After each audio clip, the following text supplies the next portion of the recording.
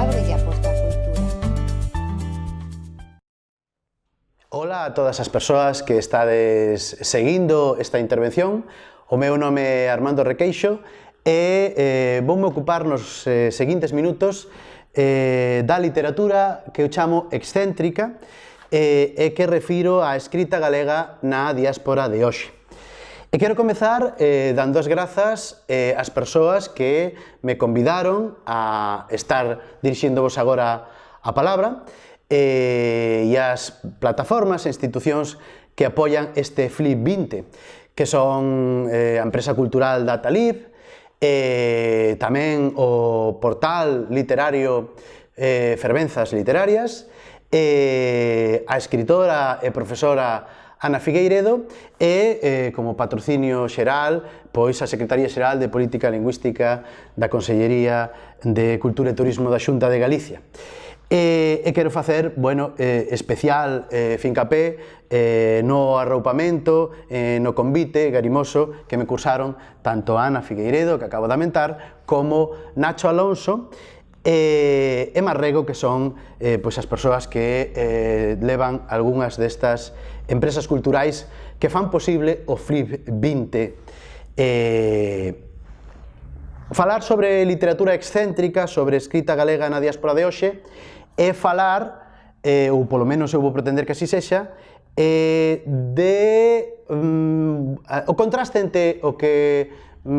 chamaríamos literatura endocéntrica e literatura exocéntrica. E aí é onde está o fío de comprensión do que eu chamo literatura excéntrica. Fronte ao que sería a escrita da Galicia da terra, endocéntrica,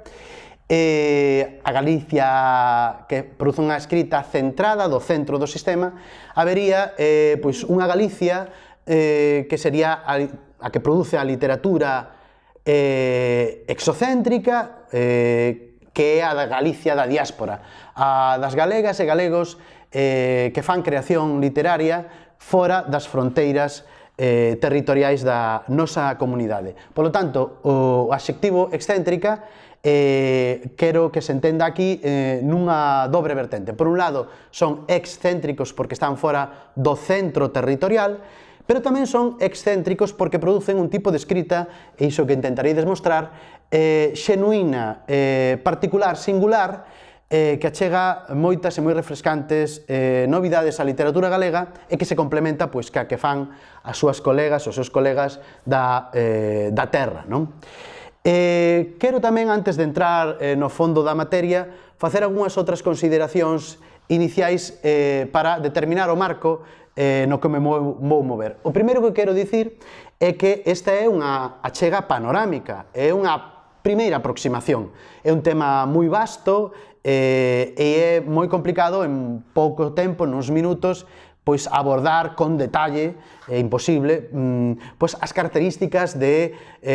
toda a lexión de escritores e escritoras moi bons que están producindo literatura galega fora do territorio autonómico. O segundo que quero dicir é que necesariamente teño que acoutar pois o propósito da miña intervención e debo facer unha concreción espazo-temporal. Eu voume referir á escrita galega da diáspora a partir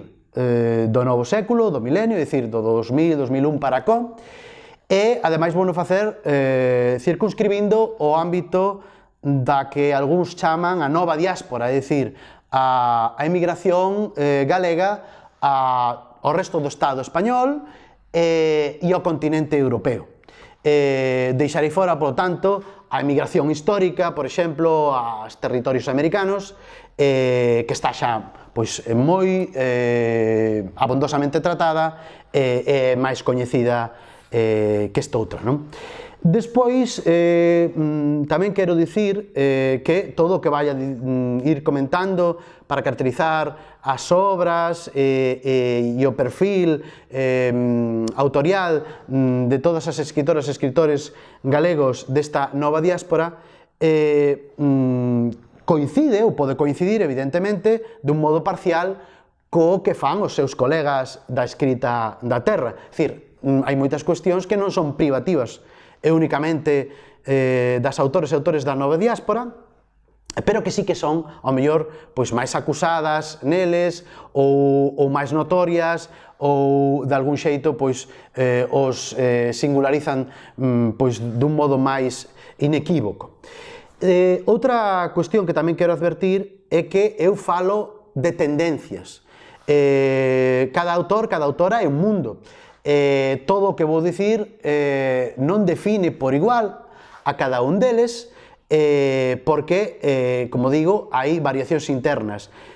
Non son absolutos, homoxéneos o que vou presentar, non son liñas unívocas, son máis ben pois liñas de forza,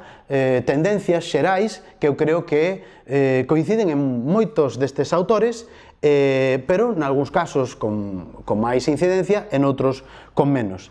E a última pois das aclaracións iniciais que quero facer é que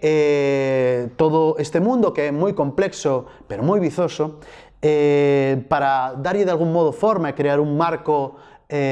intelixible, vou no presentar a través de unha arquitectura jacobsoniana, é dicir, vou empregar o famoso cadro dos elementos da comunicación que determinou Roman Jakobson no mítico, no histórico traballo Lingüística e Poesía que publicou no ano 60 na revista Style in Language, para que me sirva de algún modo de guieiro, de fío de Ariadna,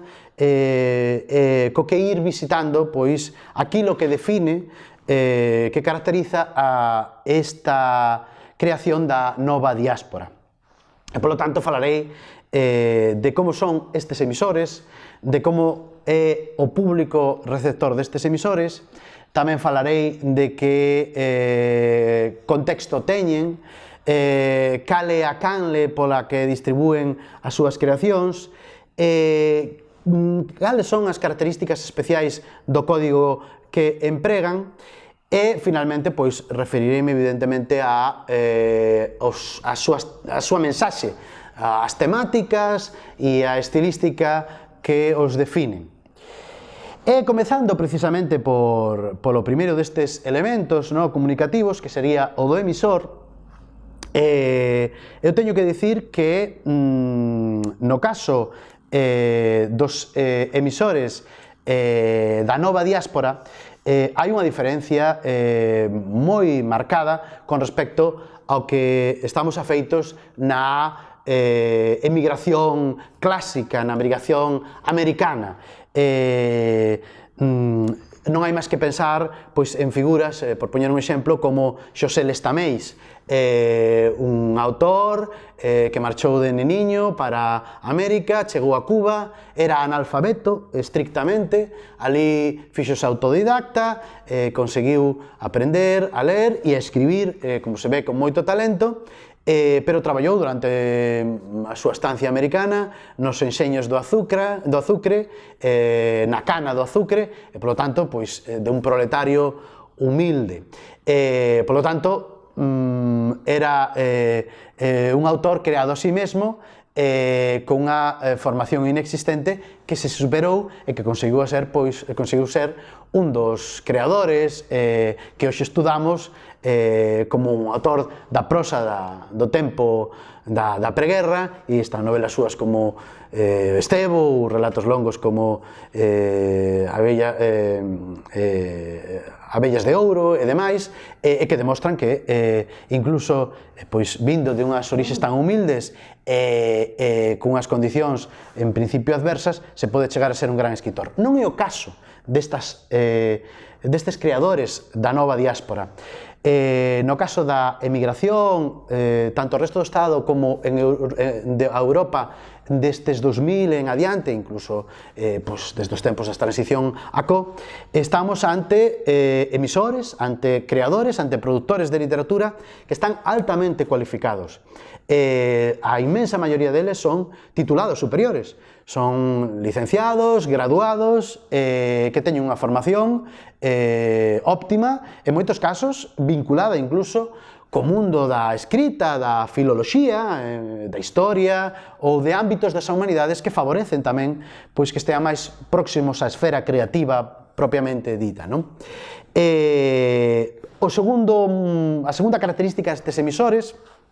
que está vinculada coa que acabo de amentar, é xustamente o desempeño profesional que teñen estes novos emigrantes. Xustamente por esa formación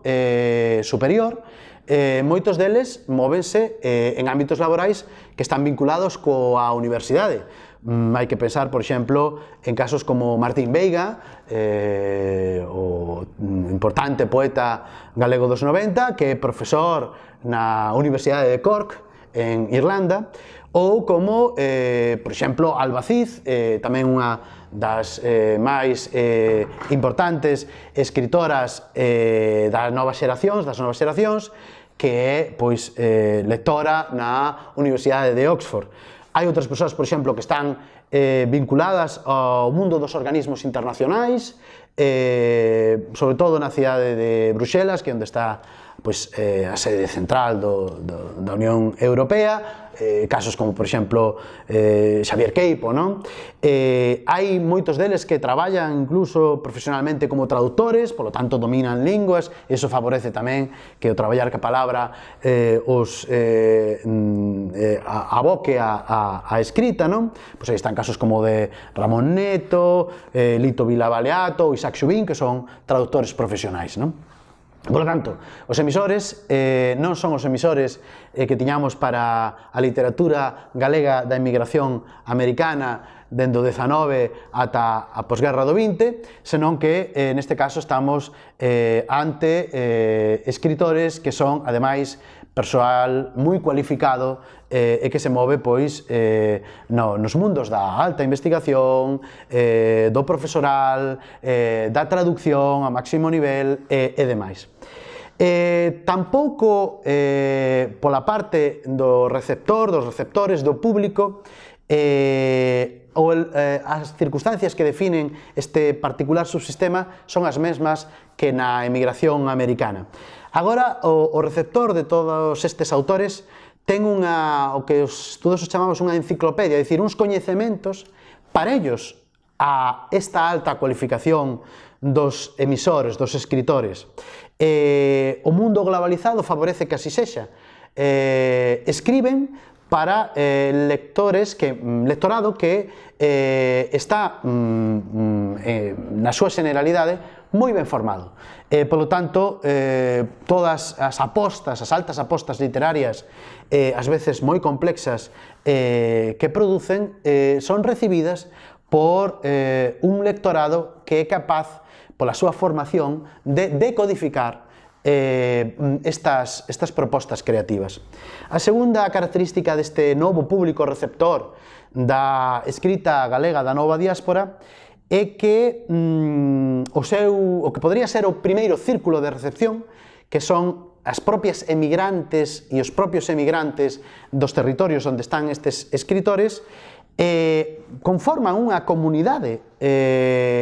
próxima, se quere, ata afecta a estes autores, cousa que non pasaba, por exemplo, nos tempos americanos, porque moita das nosa xente que foi a Buenos Aires, a Uruguai, a Cuba, a México, eran xentes que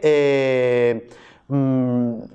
moitas ocasións non tiñan formación, eran analfabetos, non sabían ler e escribir, e polo tanto o que ali escribían os nosos autores non chegaba a ese primeiro público, a ese primeiro potencial lectorado receptor, non? Porque non era lectorado propiamente dito. Aquí sí, a nosa emigración de algún modo arroupa, e así se ve en iniciativas culturais que levan adiante estes escritores, arroupa os recitais, charlas, presentacións que os autores da diáspora fan nos territorios que os acollen. E, finalmente, teño que dicir que este público receptor é tamén un público sensibilizado cos autores da diáspora. Ven por lazos familiares, lazos de conterraneidade, de espacialización común nos lugares nos que viven estes autores, ou simplemente por cosmopolitismo. Tamén dende a Galicia de Terra se sigue con total atención o que producen estas autoras e autores, porque vivimos nun mundo máis universalizado e tamén máis aberto, máis plural, máis dinámico, que está máis atento ao que se escribe non só na Galicia da Terra, na Galicia da Comunidade Autónoma, senón polas autoras e autores que están nesa nova diáspora. En canto que a cuestión do código, eu creo que a característica que mellor define esta escrita galega da nova diáspora é a capacidade abelenciosa para introducir dentro dun discurso galego a inserción de outros idiomas. É moi doado ver que en poemarios que publican estes autores ou en obras narrativas, teatrais, ensaio e demais, aparecen multitude de citas, sobre todo na poesía, que proveñen de escritores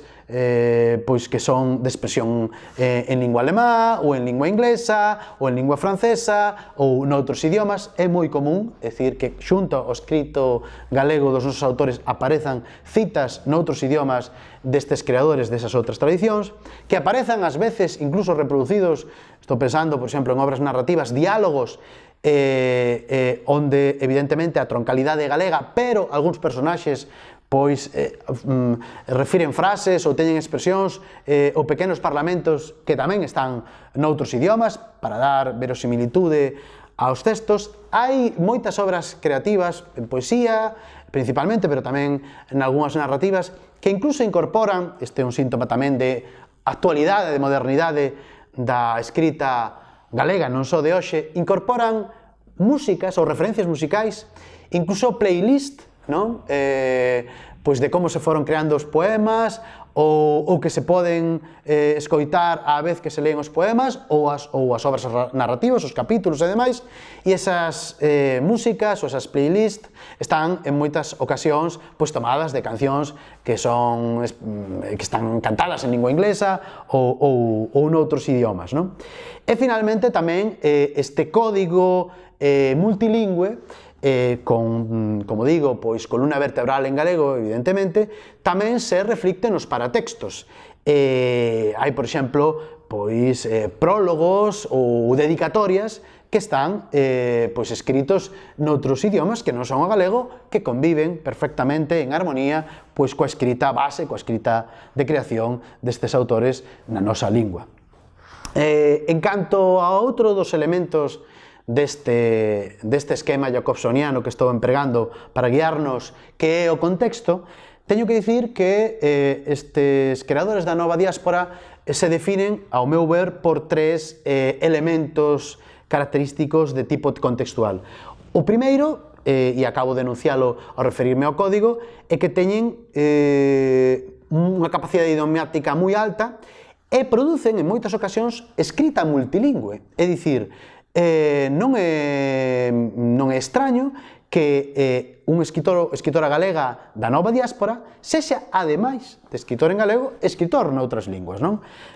Podería multiplicar os exemplos, pero por poñer un par deles sós, aí están os casos, por exemplo, de Elías Portela, que é un dos poetas galegos máis estimados hoxe, pero que, ademais, poeta en islandés, que é a terra que o acolleu, e como poeta en islandés ten un outro nome literario, Elias Knorr, e está considerado un dos grandes poetas islandeses da actualidade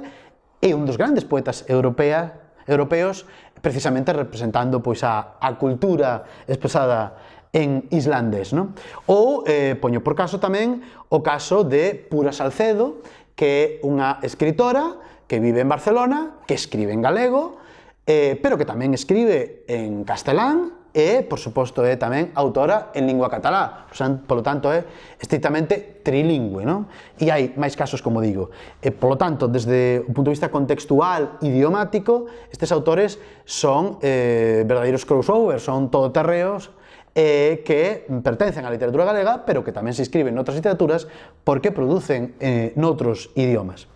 A segunda cuestión contextual, tamén referido ao idiomático, que me parece moi interesante, é a autotradución ou traducción, non? E ou tradución. Moitos destes creadores potencian a traducción da súa obra galega, creando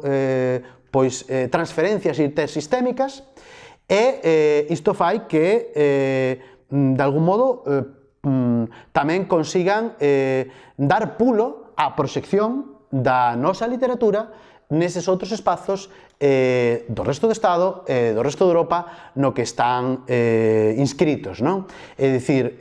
a proximidade que teñen cos circuitos culturais deses lugares nos que viven fan que sexa máis doado ou que sexa máis habitual, por cuestións de contacto, de conexión, a traducción ou a autotraducción das súas propias obras, co cal sae evidentemente gañando a literatura galega, non? E a terceira cuestión contextual que tamén me interesa destacar nestes autores da nova diáspora é que os modelos, os repertorios, se quere dicir así, no que se inspiran é múltiple. Xa non é, se quere, unívoco ou non é maioritariamente autóxena da tradición propia. É dicir, en comparanza coa literatura, por exemplo, da emigración americana ou coa literatura galega de hoxe e de sempre da terra, que, sobre todo, atende á tradición histórica da nosa literatura, ao que foron escribindo as autoras e os autores galegos de Galicia antes dos presentes, estes autores da nova diáspora empápanse,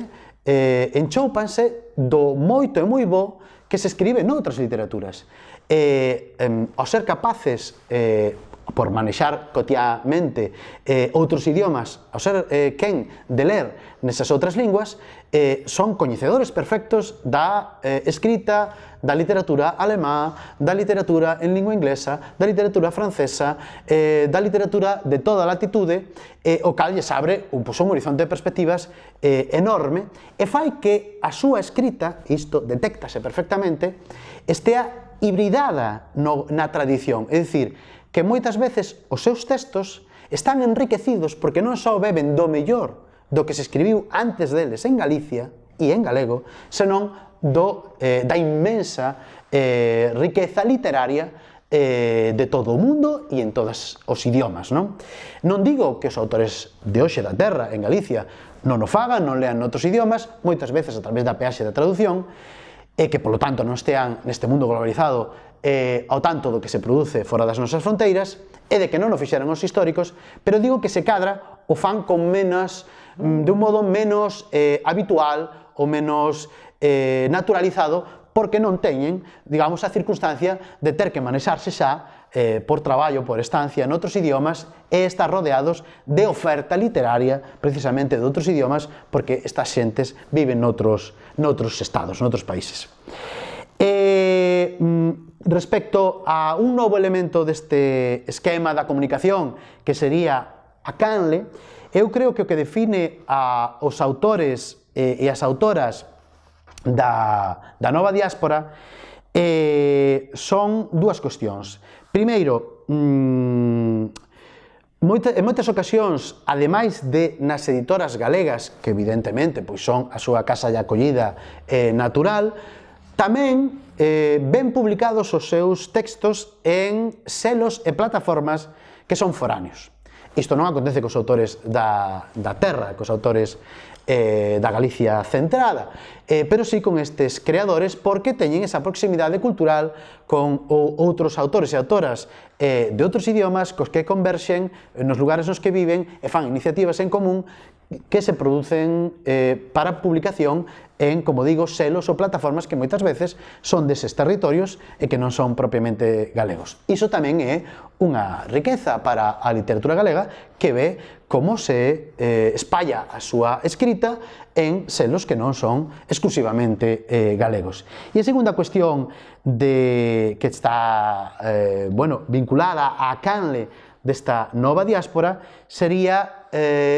que, de algún modo, a escrita destes autores non se circunscribe únicamente aos volumes que publican en galego, senón a toda unha espiral que proxectan creativa ao seu redor e que se proxecta pois en recitais, en revistas, en cursos universitarios e outras palestras sobre literatura e sobre creación que estas autores e autores producen. E, neste sentido, teño que destacar pois a base, o soporte fantástico que para moitos deles supoñen pois os centros galegos ou as casas de Galicia dos lugares nos que viven, que promoven moitas destas actividades creativas e literarias, ou, por suposto, pois a rede de centros de estudos galegos, de lectorados galegos das universidades das cidades que os acollen. Levo un anaco falando de autores e autores da nova diáspora, e antes de pasar a caracterización do que sería a súa mensaxe, o tipo de escrita, de temas e de estilos que os definen, quero brevemente, se quera, facer un mapa, un plano, e dar algúns nomes para que lles poñamos rostro, para que lles poñamos voz a estes autores, non? Eu creo que hai unha estructura tripartita, se se quere, que define o mapa desta escrita galega da nova diáspora. Por un lado estarían os autores que eu vou chamar aquí peninsulares, é dicir, os que escriben literatura en galego no territorio do Estado español, fora, evidentemente, da nosa comunidade autónoma galega. Por outro lado estarían os que vou chamar escritores continentais, os que producen pois literatura galega polo resto do continente europeo, e estaría un terceiro caso singular, específico, que sería, son tamén europeos, evidentemente, espacio Schengen, pero serían os escritores que aquí denominarei insulares, sobre todo pois no Reino Unido, non? Dentro das voces, para que queden aquí referencia deles, non? Non os podo dicir todos, pero vou amentar pois algúns dos máis notorios. Dentro das voces dos creadores da nova diáspora peninsulares, sobre todo se singularizan e están en primeira liña, moi destacados, os herdeiros da tradición que todos os chaman madrigalega, e que hoxe, sobre todo, pois se concentran a través de grupos, por exemplo, o Grupo Bilbao, e dentro da capital do Estado, en Madrid, pois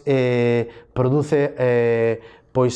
a aparición de figuras como a do poeta Claudio Pato, ou tamén da poeta Yolanda López, o narrador e poeta Manuel Pereira Valcárcel, a poeta Luz Pichel, o poeta Rafa Yáñez, ou incluso algunhas outras persoas próximas a estas, pero que non son do Grupo Bilbao, senón que están en Madrid,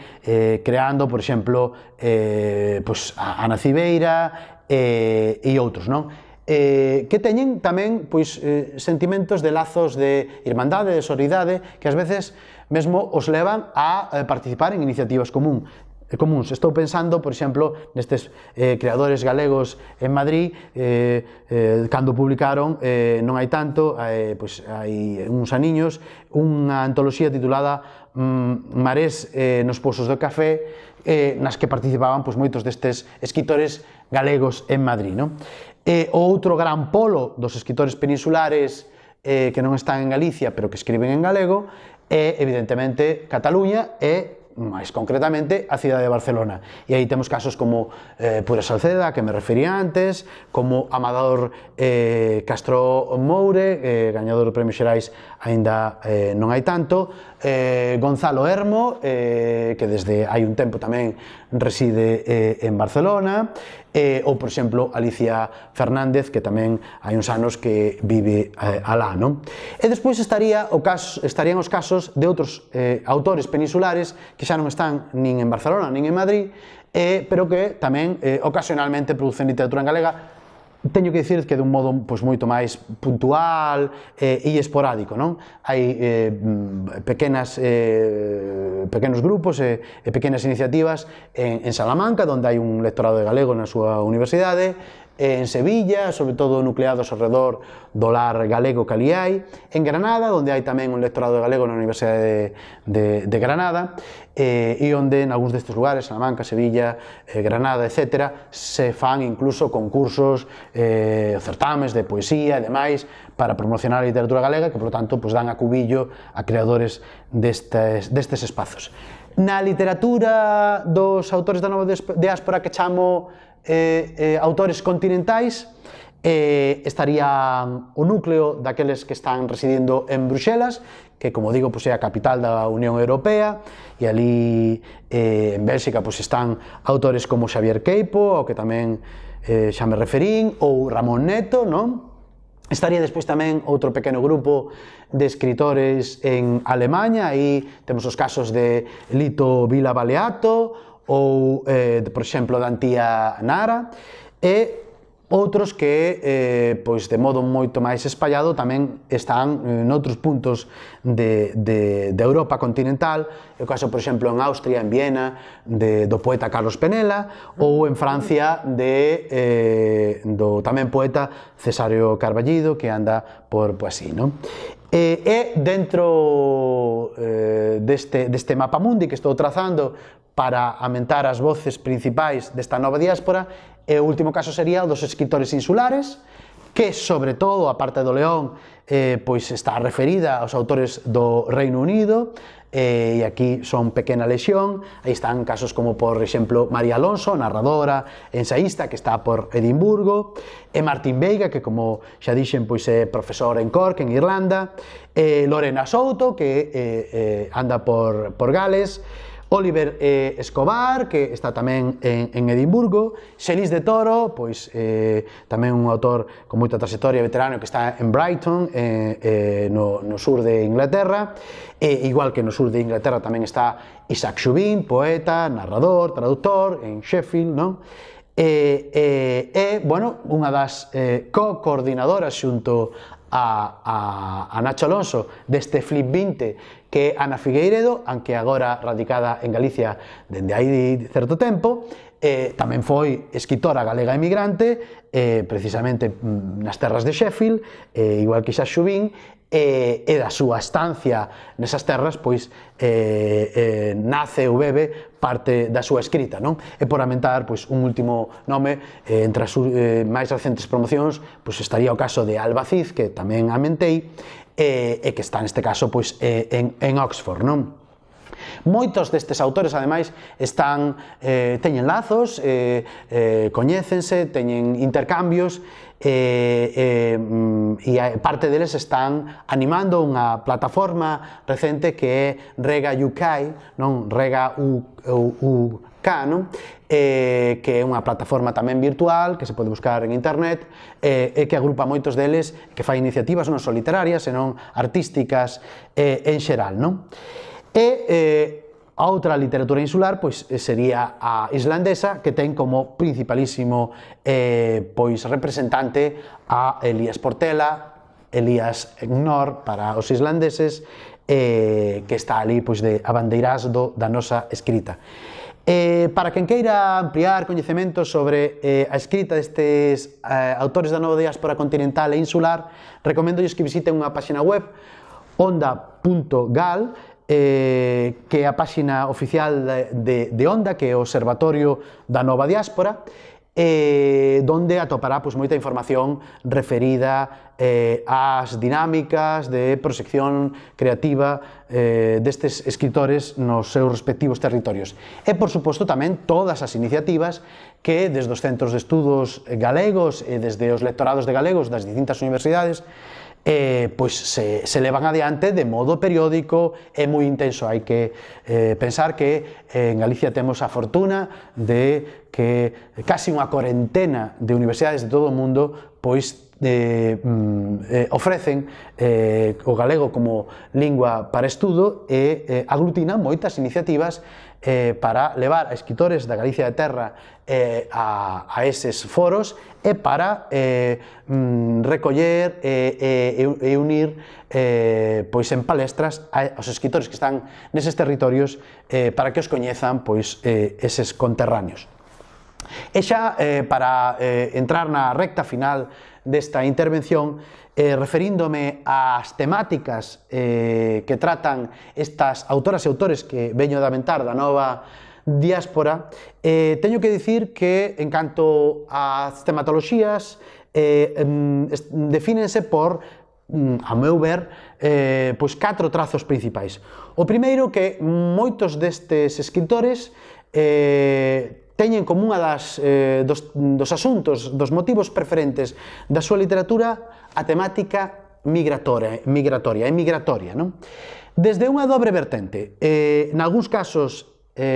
trátase nas súas novelas, nos seus poemarios, o tratamento da emigración desde o punto de vista do emigrante que reside neses outros espazos, non? E aquí, bueno, poderíamos poñer moitísimos exemplos, pois, como digo, da coordinadora ou co-coordinadora do FRIP, Ana Figueiredo, aí están os seus Bicos feridos, onde se ve perfectamente o mundo da emigración reflectido, ou María Alonso, que incluso é teórica desta circunstancia dos galegos emigrantes, ou, por exemplo, por poñer unha novela xa tamén referencial destes últimos anos, Os saltimbanquis no paraíso, de Xelís de Toro, onde tamén se ve este mundo referido ao Reino Unido. E hai unha segunda vertente deste mundo, desta temática emigratoria, que sería a da realidade do retorno. É dicir, hai autores que escriben sobre a emigración, pero desde o ángulo de aqueles que volven desa emigración, non? Que volven por circunstancias varias. En moitos casos coincide que moitas destas obras é por feitos luctuosos, non? En moitas novelas galegas, pois a excusa narrativa é que un emigrante, unha emigrante galega volve á Galicia da terra porque un parente pois lle fina e a acción ocorre nesa volta e na comparanza co mundo que deixan, que é o mundo da emigración, nesa volta, non? Pois se pensa, por exemplo,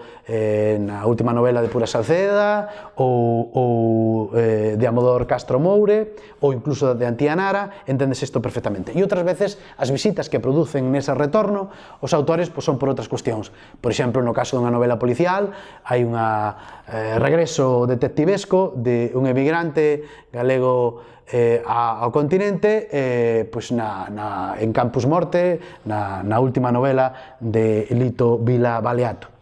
O segundo dos temas que é, sobre todo, xenuíno desta literatura da nova diáspora, non digo que non se produza nada a terra, pero que sobre todo se produce nesta literatura da nova diáspora, é a ambientación en trasmas que podemos chamar cosmopolitas. É dicir, os espazos nos que acontecen as accións, os fondos ou trasfondos dos poemas e demais non son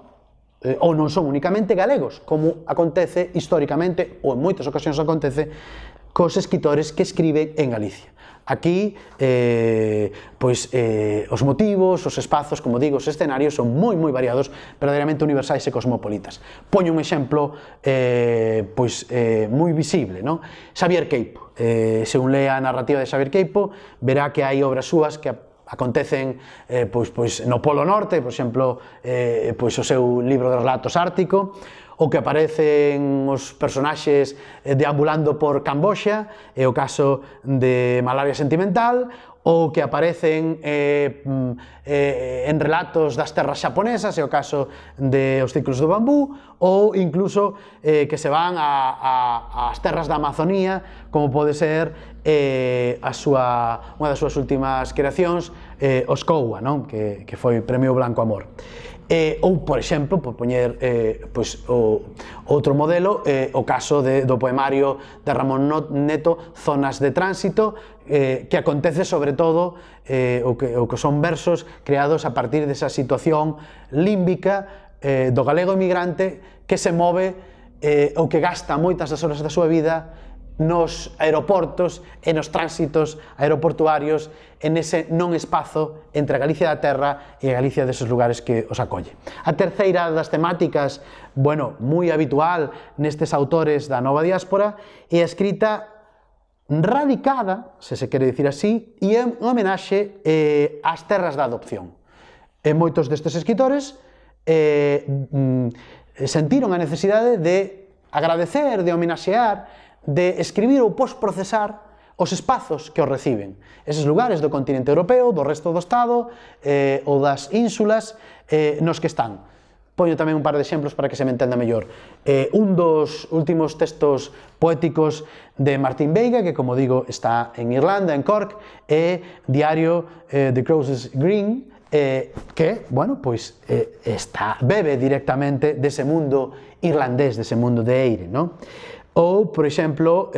o Galicia Rhapsody blues escocés de Oliver Escobar, tamén no Reino Unido, polas distintas terras do Reino Unido, que é incluso un poemario bilingüe, escrito en lingua inglesa e escrito en lingua galega. E o terceiro dos grandes asuntos temáticos que define esta escrita da nova diáspora sería, para min, o discurso comparatista, é dicir, en moitas ocasións nestas pezas teatrais, nestes ensaios, nestes poemas, nestas obras narrativas, hai un xogo comparativo, contrastivo, a través da ficción, evidentemente, entre o que é o mundo propio de Galicia da terra, e eses outros mundos que tamén lle son propios a estes creadores, non? Hai un contraste para ver o bo e o malo, as luces e as sombras deses distintos territorios, non? Que se comparan, non? E este confronto pois prodúcese desde todos os ángulos, sociolóxico, histórico, cultural, antropolóxico, mesmo sociopolítico, non? E ben, para ir aprobando xa ao final da miña intervención, desde o punto de vista da estilística, aínda que é moi difícil aquí determinar algo que defina ou diferencie estes creadores dos autores da terra, eu quero ver dúas características que me parece que neles, insisto que non digo que non se produza nos autores da terra, pero que neles se cadra, se ve dun modo máis pronunciado. O primeiro é que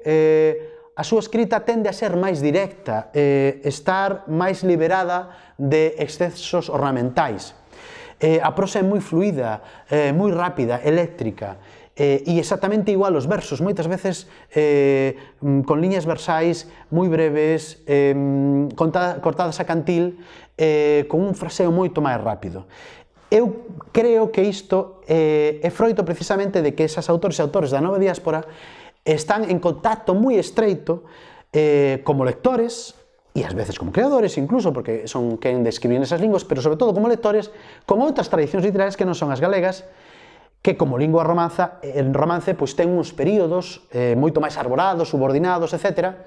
que non teñen esas linguas. Por exemplo, non hai máis que ver o caso do alemán ou o caso do inglés, que son moito máis directas, hai moita menos subordinación, son secuencias máis coordinadas e secuencias de oracións máis simples e demais. Creo que iso vai filtrando na escrita en galego destes autores e que os define. É unha tendencia, non é un absoluto, pero creo que se pode ver en moitos deles. E despois tamén, en canto á estilística, creo que outro elemento que os podería definir a unha maioría deles, ou a varios deles, ou bastantes deles, é o hibridismo xenérico e tamén o experimentalismo formal. É moi común, precisamente porque no resto de Europa e do mundo se leva facendo nos últimos anos de modo moi intenso, que estes creadores escriban hibridando xéneros, de modo que moitas veces é difícil saber se estamos ante unha novela ou un libro de poemas, ou é prosa poética, ou poesía en prosa, ou é banda deseñada ou novela gráfica, ou é unha mestizaxe que participa do musical e do literario, ou do cinematográfico e da escrita, ou do pictórico e do literario, como digo, non?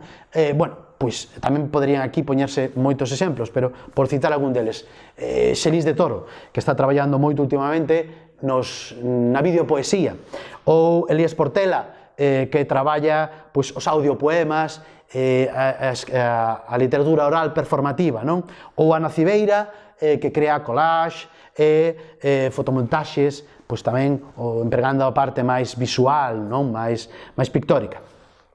E ben, xa para concluir, por deixar un tríade de ideas abollando no ar, Eu creo que esta nova diáspora que está traendo boa parte do máis refrescante, do máis vizoso e do máis interesante da literatura galega que podemos ler hoxe,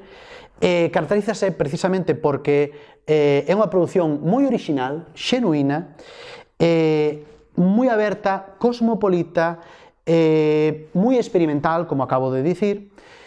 O segundo trazo xeral sería que é unha produción cualitativa, evidentemente, polo que acabo de xustificar, pero tamén cuantitativa, notoria, importante, e eu creo que desde Galicia, os estudosos, a crítica, os mediadores, os lectores, deberíamos atender máis e mellor a este subsistema, a este mundo da escrita da nosa diáspora, porque ten importancia, insisto, no cualitativo e tamén no cuantitativo. E a terceira característica xeral, xa por remate, sería que estes autores son unha excepcional embaixada da literatura e da cultura de Galicia nos seus territorios. Son os nosos cónsules literarios e proxectan a nosa escrita fora. Así que coido que é unha moi boa e justificada razón para que os tratemos con meco, os apreciemos, os valoremos e os admiremos, que é o que eu intentei con esta pequena intervención a que chamei literatura excéntrica, escrita galega na diáspora hoxe, e que queda aquí cando o resto das intervencións, todas elas interesantes, que aparecen no FLIF 20. Grazas pola vosa atención e agardo vernos en máis flips.